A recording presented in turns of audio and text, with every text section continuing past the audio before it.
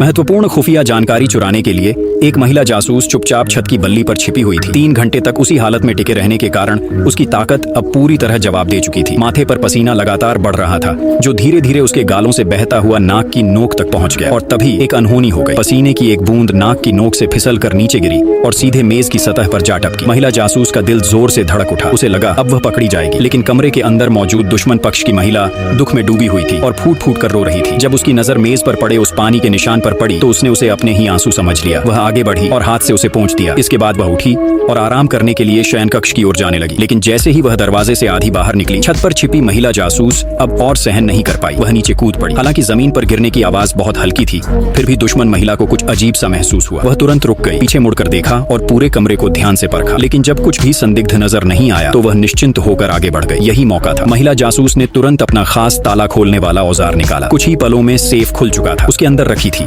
युद्ध की पूरी योजना। उसने बहुत सावधानी से कवर खोला और माइक्रो कैमरा निकालकर एक एक पन्ने की तस्वीरें लेने लगी। तभी बाहर से तेज कदमों की आवाज आने लगी। किस्मत अच्छी थी, उसने बिजली की रफ्तार से सारी तस्वीरें पूरी कर ली। फिर उसने योजना को वापस थैले में रखा, सील को ठीक से चिपकाया और थैले को दोबारा सेफ में रख दिया। लगभग उसी समय दुश्मन महिला बाहर से कमरे में लौट आई और उसी पल महिला जासूस पूरे आत्मविश्वास के साथ कमांडर के मुख्यालय से बाहर निकल गई। क्योंकि वह दुश्मन महिला का ही भेष धारण किए हुए थी। दरवाजे पर खड़ा पहरेदार हालांकि उलझन में पड़ गया, लेकिन उसे रोकने की हिम्मत नहीं कर पाया। आखिर बात क्या है मिजुको? एक बार अंदर ज्यादा जाती हो और एक बार कम बाहर आती हो। क्या फिर से पिछली बार जैसी कोई बड़ी गड़बड़ हो गई? ये साफ दिखाता है कि ड्यूटी के दौरान तुम्हारा ध्यान भटका हुआ था।